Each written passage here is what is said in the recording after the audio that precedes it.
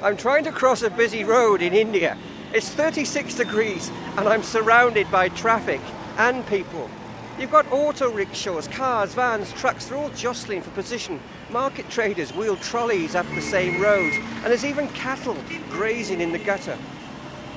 And it was on a street much like this around about a year ago that I saw an old British motorcycle. It seemed to glide through the chaos. Its engine had this lovely, steady purr. It was of another time. I'm not a biker, but I soon saw these bikes all over India and discovered that this was a bike that had touched lives worldwide, a great British bike. I can remember that first day I saw it. It came close to me before it disappeared, and that's when I first saw the name, the Royal Enfield Bullet. For really good runs, ride a Royal Enfield 350 Bullet, the really new motorcycle, made like a gun. That was a 1950s ad for the Bullet, a time when this prize-winning bike was boosting the fortunes of Redditch in the West Midlands where it was made. The Bullet was to survive against all the odds and become the longest continually made bike in the world. Ray too was born in Redditch and has had a lifelong interest in the Bullet. He even organised Redditch Revisited in 2003, an event that celebrated the company's contribution to the town. Stuart Allen has been chairman of the UK Royal Enfield Owners Club, and it's when you talk to people like them, you realise the great affection the bike creates. When you're out on the road and you're riding, you actually become as one with the bike. You're not a motorcycle rider and bike, you are a team. And when you're 50, 60, 100 miles from home, that bike then becomes your best friend. You can listen to the engine, it'll talk to you. It'll tell you what it wants, what it needs, it'll tell you if it's too slow, if it's going too fast. The Bullet is your best friend. We used to watch the testers coming out of the works, when we were boys, you'd see them coming out. Of course, all the bikes were road tested by a test rider. They wouldn't be run on a test bed, they would be ridden. And the tester would sort the problems out and would be dispatched to the customer. Originally, the factory was a needle-making factory in Redditch. And about 1890, they got into a little bit of difficulty financially, and they were taken over by two young fellas who worked in the cycle industry. And Albert Eadie, one of the partners, who was a salesman, won an order with the Royal Small Arms factory in Enfield in Middlesex. To celebrate the order, which actually saved the company, they called their latest bicycle the Enfield. And a year later they added the word Royal after the Royal Small Arms factory. And of course now you can see the connection with the Bullet. Is that why they call it the Bullet? Is that I would connected think to that's make the connection, like a gun? because they were making parts for guns, which is really why they use that slogan, was because that's the highest standard of engineering you can achieve. It's making parts for guns, or it was in those days. Yes. So that told the public that this was a very high standard of engineering we were doing here, In 1954, early 55, the Indians were looking for a motorcycle for their army. They obviously came across to the United Kingdom, as we was the largest motorcycle manufacturer in the world, and looked at the various makes and decided that the Royal Enfield Bullet was a bike for them. Ease of riding, ease of maintenance. It was also an exceedingly well-balanced motorcycle at low speed and able to cover rough terrain as well. Now, Royal Enfield's got the contract to produce the first 800 motorcycles and set up a factory in India to ensure that production would keep going out there, and the Indians would obviously get a regular flow of bikes for their army. That factory was opened in 1955 in what was then called Madras, and has been in production on the 350cc and from 1990 onwards the 500cc Bullets. Our British motorcycle industry just plodded on in its own sweet way through the 50s and 60s until the Japanese came in with some of their bikes, and in some respects the British stuck their heads in the sand, refused to accept that anybody from Japan could compete with what the British were doing. Investment into tooling and future designs fell by the wayside, and Royal Enfield, like Norton, etc., became a victim of this. So Royal Enfield shut the factory doors at Redditch in 1968, I believe, and things were forgotten about.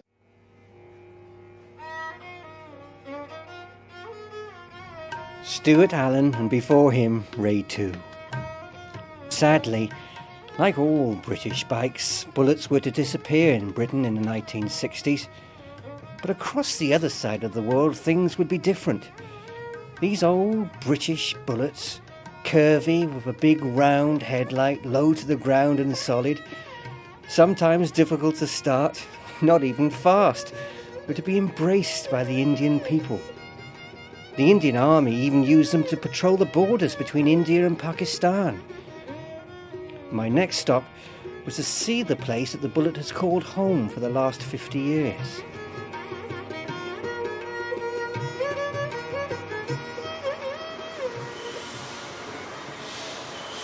I've just walked into the Enfield factory in Madras. I should say Chennai because they changed all the names in '96. The first thing that hits you is the heat. It's got to be about 90 degrees in here, and they have these oscillating fans hanging from the high ceilings, but they're pretty ineffectual. But walking down the gangway, everything is very clean, everything is very organised, and they have these modern CNC computer-aided machines with perspex sliding doors, and there's a man standing next to each one as I watch the machine drill, turn and mill under the splashing coolant. Now there's two buildings. There's the machining room where I'm in right now, and next door is the assembly plant where they put the bikes together.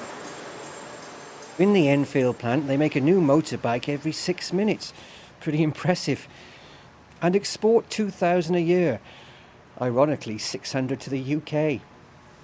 But with all this new technology, some things remain. Standing in the far corner of the assembly plant was a small man, working alone and carrying on a tradition that hadn't changed since Redditch times. He was hand-painting the petrol tanks with two swirling gold lines that have become synonymous with the Bullet. Sir, how long have you been doing this job? For the past 10 years. And how did you learn? Through my brother. My brother teaches me. It's great to watch you work. How many petrol tanks do you do each day? Each day 100. 100 a day? Yeah, minimum. Beautiful shapes. Every one you do, every Enfield Bullet is done by you. Yeah, myself and my brother, sir. And your brother? Your brother Yeah. works the other shift? Yeah. Okay. Thank you very much. Thank you, sir.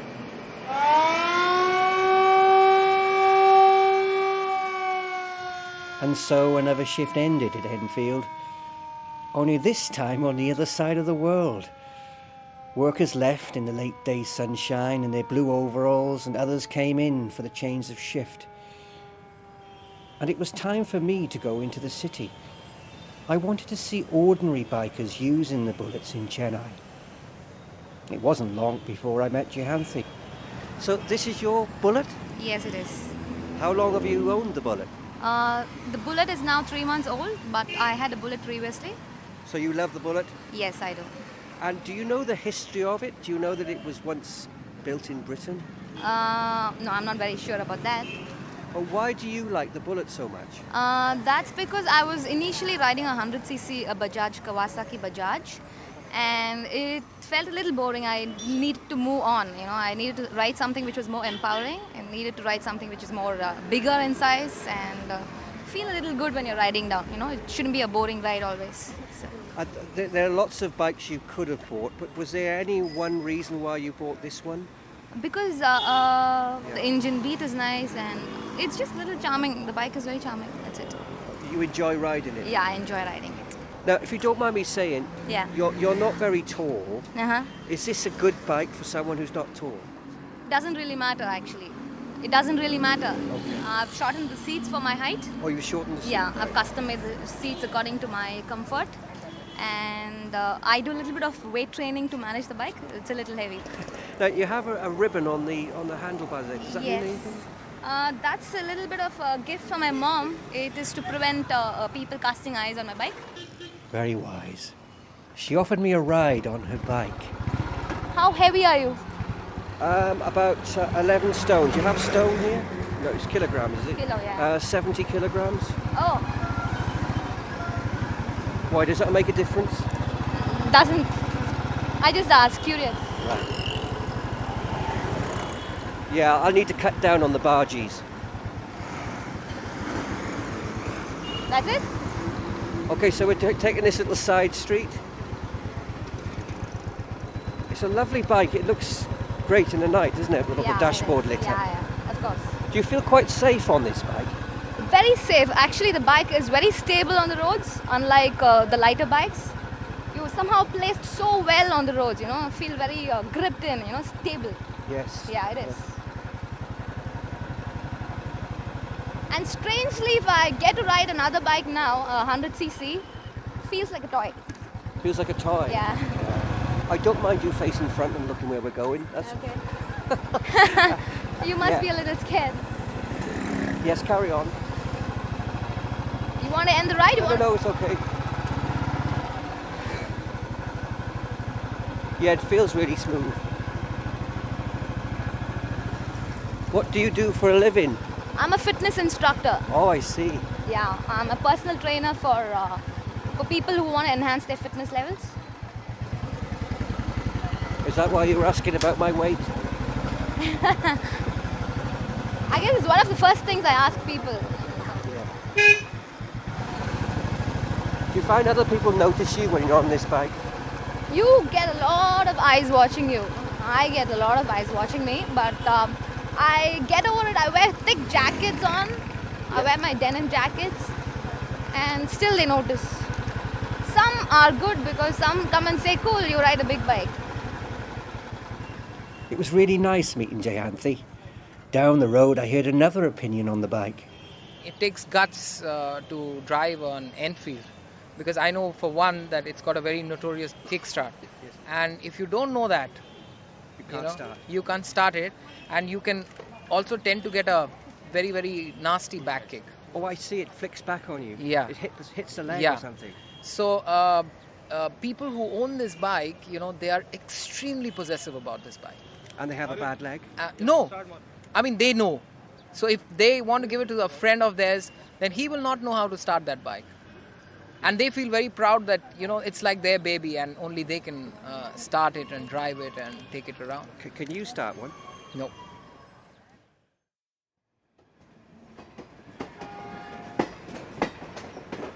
Now it was time for me to travel right across South India.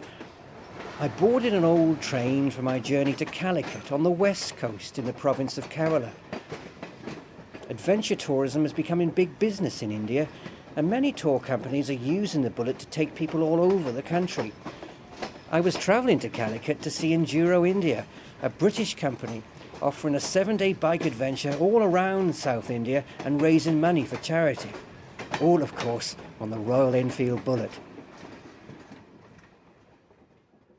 I'm actually about 20 miles outside Calicut, and I've been dropped off to meet Simon Smith.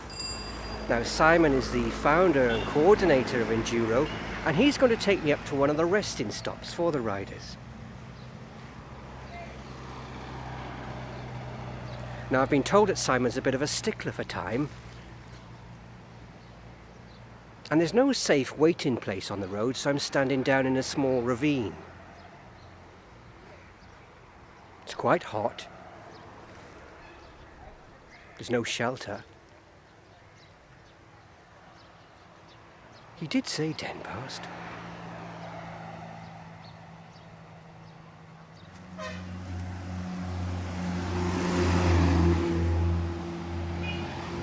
Wait a minute.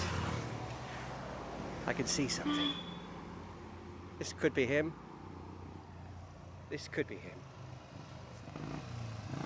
Hello! Man from the BBC. Simon! How's life? All right, how are you? Very well, thanks. How's it Crazy going? out here. Yeah, it's a hot day. It's hot and busy, and it's a fairly demanding ride today. Yeah. The Indian roads must be really difficult. Indian roads are among the worst on earth. They appear not to have any rules at all, and it takes quite a long while for you to realise that they do actually have a lot of rules. It's just that we don't understand them straight away. Right. Okay, so I'm going to get on the Bullet in a minute. So what's going to happen? We're going to drive up to some rest bay where the riders. That's right. There's an Enduro India regroup at the end of today, and it's a place for the riders just to get some fuel, to get some water, and to get their head together before we do the final ride in. It's going to be an interesting experience for you. Please don't worry if I'm overtaking buses and moving into gaps that seem impossible. I won't take any risks with you, but you really do have to be progressive in Indian traffic. Should I close my eyes? Close your eyes if you like, but if you keep them open, it'll be the thrill of your life. Okay. All right, let's get on. All right, no problem. Oh. Right, I'm sitting up. Okay. Here we have our first truck pulling out on us, First which truck, is a yeah. common thing in India. They don't seem to see motorbikes. They don't look, they don't indicate, they just simply pull out and leave it all to karma. Right.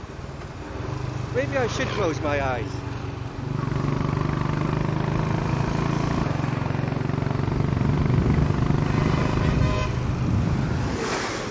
One thing about India is they always use their horns. They actually ask people on the back of their vehicles to please toot their horns, don't they? If you don't use your horn in India, they will not look for you. No. So it's one of the scariest things that I've ever experienced, to ride a motorway in India with a broken horn. Can we hear the bullet horn? Is that loud enough? Not really. Once we reached the resting base for the rally, I asked Simon why his company used the Bullet. We use the Bullet because there's a fascination with it. It has the X factor, you know. There's the link, obviously, to the old British bike enthusiasts. Some of the riders are British bike enthusiasts. It's got a great character. It's a single-cylinder machine, so it sounds great, feels great. Its idiosyncrasies are confusing, which make it a lot of fun to ride. So tell us about some of this character of the bike. Well, the character of the bike, I mean, Hondas and Kawasaki's and Suzuki's are very, very reliable. In fact, they're so good, they're almost soulless. And the Bullet is so full of things that can go wrong, because it's basically a 1950s bike, that you become emotionally involved with the Bullet. You know, it gives you a much richer experience than, say, riding another more modern bike. But don't you form some kind of attachments at the end of it? Everyone, yeah. You might want to keep it. Everyone wants to take their Bullet home, but the bottom line is, if you get it home, it usually sits in the garage, because in England and Europe and the States and Australia, you know, some of the people are from this year. Everything's just too fast for the Bullet. You know, it's lovely for a Sunday ride down the lanes or whatever. But if you want to go somewhere, say you want to go, 200 miles up the M4 or something like that, you can't use a Bullet. But here they're being overtaken now, but they're pretty much still one of the fastest things on the road. So. Yeah, they're still very popular in India, aren't they? They are indeed, yeah. They're a very popular bike, and I think they call them the Rajagada, the royal vehicle. I probably pronounced that wrong, but they are a wonderful bike, and they've got bags of character, and we love them, you know. Are they Indian or are they British bikes? They're both. I mean, if I answered you honestly now, they're an Indian bike, but it's still pretty much to the British design. They are obviously a British bike to look at, so there's only a very few minor changes that have gone on since the 50s or 60s or whatever. So really they're both. I mean, they are manufactured here now. It is an Indian machine, but really it's got a British heart. Absolutely fantastic. Hooray! The end of the 7-day tour was clearly emotional. There were over 100 bikers all gathered at the journey's end in Calicut, hugging each other, exhausted, some in tears, others elated or just relieved in the bright sunshine. So you're saying goodbye to your Bullet for the last time? Yes, I am. I really feel a bit sorry now. I was getting the hang of the traffic, and when it all ended, I felt I could do another 20 or 30 clicks in and out. Do you think you could go round again? Oh, I think so, yes. I'd better, you see, because I'm 74 next birthday. Are you? Right. And I feel that time is running out. So, ladies, you've just almost come to the end of the Enduro. How's it been? It's been fantastic. Absolutely wonderful. One of the best things I've ever done. Experience of my life, definitely. Oh, we've got two from Britain and you're from Australia. Yes. Have you just met on this trip? Yeah, we yes. have our own. None of us knew anyone. Wouldn't believe it, would you? You all ride bikes back home? Yeah, we do. Okay. And how's the Bullet been? It's taken a bit of getting used to. It was all the wrong way round to start with. I know there's 4 gears in there somewhere, but yeah. I sort of lost 2 years today, I'm sure. You get very, very attached to it, definitely. Why is it that? Other people have said that. They get really attached got to us the Bullet. here. Yeah. we're still without in one crashing place. or killing us. No crashes. At sunset, I sat at the back of the car park where all the bikes had been parked up for the last time. I was surrounded by tall coconut trees, as you often are in Kerala. And as the day faded, even the bikes seemed to change colour. Tomorrow they'd be taken away. Some would be auctioned and others donated to the charities that Enduro helps. Sitting there, I could see the riders walking out into the car park in ones and twos, but usually alone. They went up to their bikes, checking, adjusting, rearranging garlands draped over the handlebars. They were saying goodbye. That's where I met John, a retired policeman from Huddersfield. I asked him if he could see his bike. I can see it over there, parked very proudly. It's carried me safely for 7 days, and we've become big buddies in those 7 days. When I jumped on it at first, I thought, well, it's just a lump of iron. Then it suddenly began to dawn on me that when I was 18 I used to ride something like this. And it's been a very trusted companion over 7 days, and we've been over some horrendous terrain. And I've smiled once or twice at it as it's chugged up the mountain. You've tried to drop a gear and missed it, as you always did on these things. But it's got me there. And I did have a quiet moment with it when we rode in and everybody had gone. I came back and unfastened some water off the back of it. I gave it a pat and said, "You've done well for me, pal. Thank you very much." And to me, it's a mate. It's more than a lump of iron. It's a friend. And it's done really well for me. That's the thing, isn't it? It's not just a machine, it's not just a bike, it's more than that, isn't it? It is, yeah. I think if you speak to most of the people here, during the week, they've talked to it. They might have shouted at it a couple of times when it hadn't gone into gear, but most of the time they've patted it and said, come on, we can get up there, we can do it. Come on, we're going to get around this bender. When you get around a bend, a hairpin, and you do it dead on one of these, you've got the right gear, the drive out of the bend is great, and you say to it, oh, great stuff. And it isn't just you, it's you and that machine. You're bonded. Why is it? Why is that with a Bullet? Why not any other bike? What is it? It's because it's the sound it makes. It's the grinding it does. It's the groaning it does. It's more or less saying to you, oh, I can't do this. And you're saying, come on, you can. Come on, you can get there, you know. And it does. So the riders were on their way home, and it was time for me to return home as well.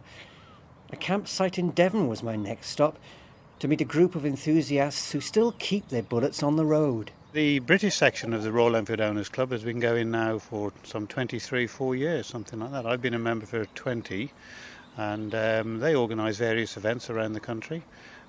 This being one of them in the southwest, all over the country, up into Scotland, Wales, Norfolk, Yorkshire, and various different people turn up at different rallies because of their local area.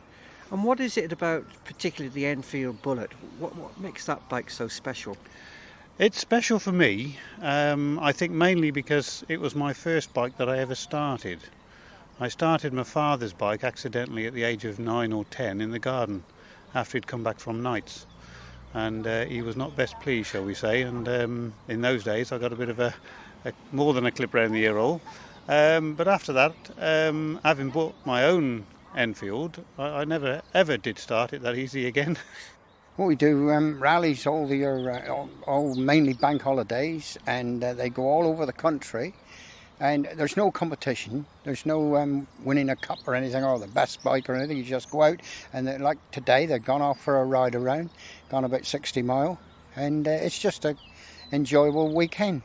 Well, it's sort of something that I get a lot of enjoyment from using, but the great thing about it is that it asks something from me at the same time. You have to put in something into it to get something out, rather than a modern piece of machinery that's just completely dependable and without any character as such, and will be the same as 1,000 other So things. if you treat this with kindness, it kind of returns Absolutely, something. yeah. Sometimes it may just let you down, just to keep you on your toes, but in general you look after it and it'll look after you. If the Enfield Bullet was alive as an animal or a human being, what kind of how would you define it? Is it your great aunt? Is it your mother-in-law? Is it a horse? Well, if it was an animal, a rhino. Why would you call it a rhino? Because it sort of thumps around and it's sort of sturdy and rugged, shall we say. Out on the road, Em and Louise were two other fans of the bike. I first came across the Bullet on a very exciting trip to India. I enjoyed riding it so much that I decided when I came back to buy one, and I flew back to Heathrow on the Sunday night, and Monday morning I bought myself a 350 Bullet, which is my first Bullet and my first love, I suppose, because I now have that Bullet in my living room as an objet d'art. I don't think I shall use it again, but it's such a beautiful looking machine, and in the evenings I have it lit up so that all the chrome is shining, and my grand plan is eventually to turn the fuel tank into a wine dispenser, and at parties to be able to serve maybe champagne out of it or some jolly good Rioja. It makes me take stock of the speed at which I'm living my life. It makes me take stock of the speed at which I'm travelling around. I can't go fast on a Bullet. I don't want to go fast on a Bullet. I want to take the time out to actually look at where I'm going and what I'm doing. Beyond that, there's a certain relationship you end up with a bike when you actually get to grips with it, in as much as the Bullet, because it is so simple, is something that I've had a go at taking to pieces myself. I'll have a go at anything, as I think any woman should. There's nothing difficult about picking up a cookery book, so therefore the Haynes manual should be no different. The feeling of satisfaction when you go out, scratching your head and thinking, well, okay, it's broken, I'm sure I do know how to fix it. It may take me 3 times as long as somebody else, and that's not necessarily a male thing either. It may take me longer because I don't know what I'm doing straight off the bat, but I will do it. I will achieve it. I will go out there, and eventually at the end of today or tomorrow or perhaps next week I'll be able to get back on my bike and go out for a ride. Em, and before her Louise. And so my journey ends. I've come full circle from England to India and back again. Much like the story of the Royal Enfield Bullet, really. Sales of the bike are once again increasing in the UK. And whether you call it Indian or British, in its time it's become a protector of a nation, a symbol of charity, and gained a devoted following all over the world. Yes, the classic Bullet may not be fast, it's not sleek, and it can be temperamental, but in my view, it's our great British survivor. Let the bike have the last say. Please start.